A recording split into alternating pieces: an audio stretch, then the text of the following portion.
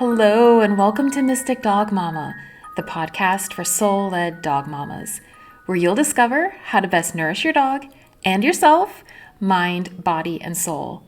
I'm your host, Dr. Alexia Meller, a holistic canine nutrition and well-being consultant and the co-creator of the F.E.T.C.H framework.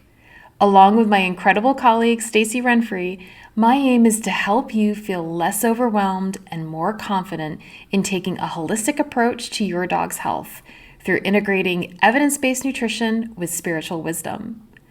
Hi, everyone. Thank you so much for joining me for a little March Minisodes series that I'm doing this month. Lucky and I are in the midst of a really big move, but I really wanted to connect with you guys. So for the month of March, I'm going to be sharing some short solo episodes with you that are just some of the musings that I've had lately and that I hope might actually be helpful to you. I'll also fill you in a little bit on the move after we've kind of gotten through this and let you know how Lucky's doing. But these things that I'm going to share with you are things that I've been spending some time thinking about and bringing together many of the conversations that we have over here on the podcast about nourishing our dogs and ourselves on multiple levels. And perhaps a different kind of conversation related to how we actually put these puzzle pieces of health and nourishment together for ourselves. And like I said, once Lucky and I are settled, I'll update you on what exciting new things that we're up to, how little Senora Monkey Pantalones is doing with the big changes. But until then, I hope you'll enjoy these chats directly with you. Okay, on that note, let's go.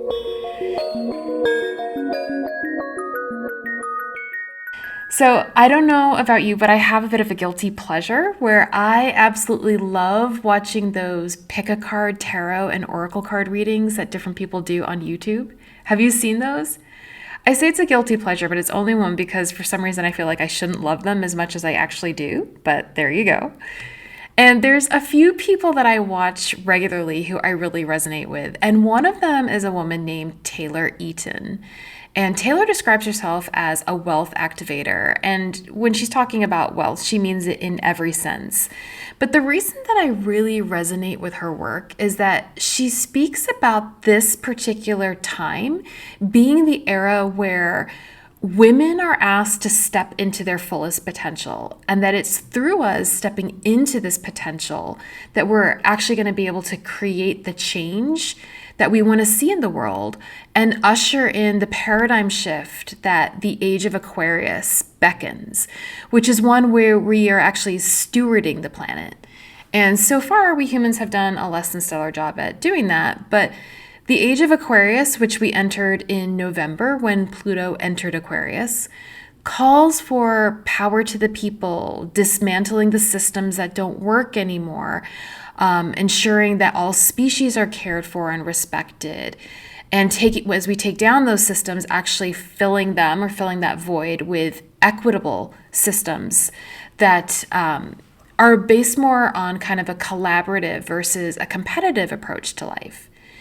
And in so many of her videos, Taylor talks about how women stepping into owning their own power and claiming their abundance, and again, abundance in the broadest sense of the word, is actually what's key to all of that.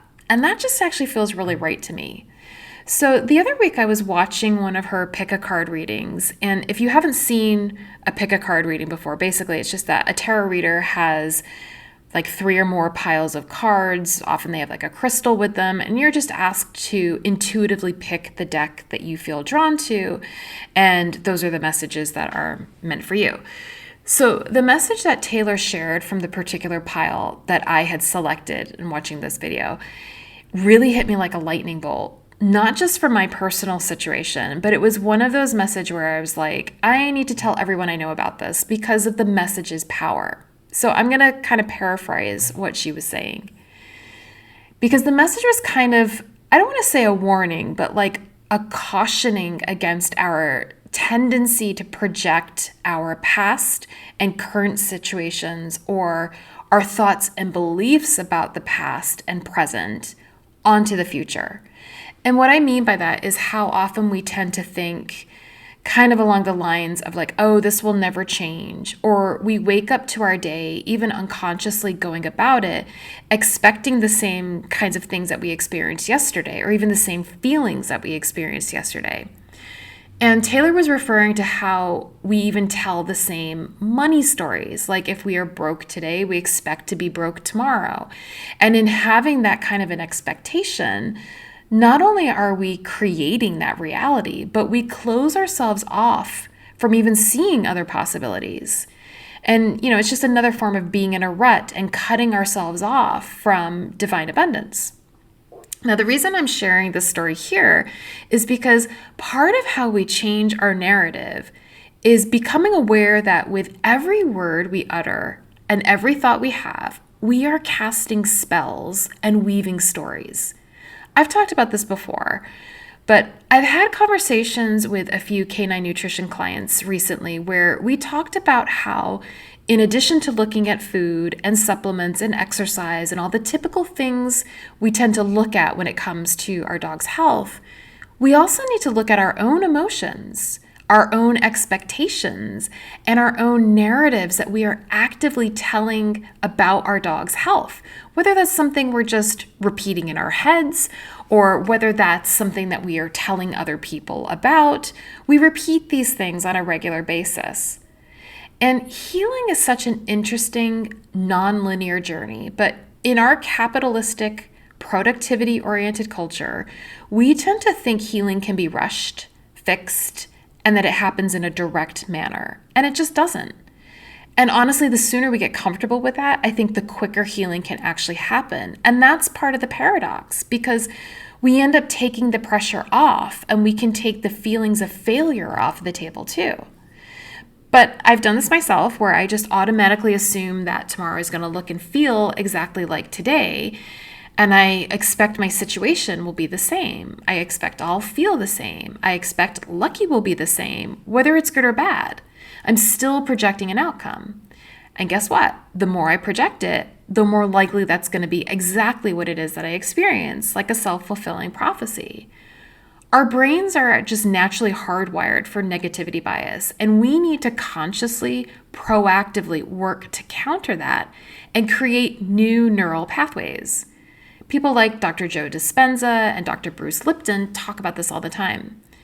So something I've been trialing as a bit of a pattern interrupter that I wanted to offer to you guys, just in case it's helpful, is every time I catch myself in a looped thought pattern, I've been borrowing a mantra and a kind of question to the universe that author, researcher, and creator of Reality Shifters, Cynthia Sue Larson, uses to actively shape reality and kind of create a conversation with the universe. And that question is, how good can it get? It's a super simple question, but universal law says that for every question, there has to be an answer. And so when we ask this to the universe will start to present you with things in your life that show you just how good it can get. The other trick to this, though, is understanding that even things that we see from our limited ego self perspective as quote unquote bad are actually always for the highest good from the perspective of creator or even our higher selves. So if you're struggling with something right now yourself personally, or your dog is dealing with an issue, whether it be behaviorally or health-wise, I just wanted to invite you to first notice if, even at a subtle level, you may be expecting things to be the same. Like, how many times do we say things like, I know in my case, I'll say like, Lucky always does this. And in that statement, I'm making that a reality, right? Even if it isn't reality, I'm saying that he always does this. And so he's always going to do that as long as I keep saying that. So first notice if there's a pattern that you are kind of looped in, and then see if you can catch yourself and ask the universe, how good can it get about the thing that you're making assumptions about, and see if things start to shift even at a small, simple level. What happens when you start telling a totally new story can be another question. Like, you get to write it. What happens when you expect things to get better?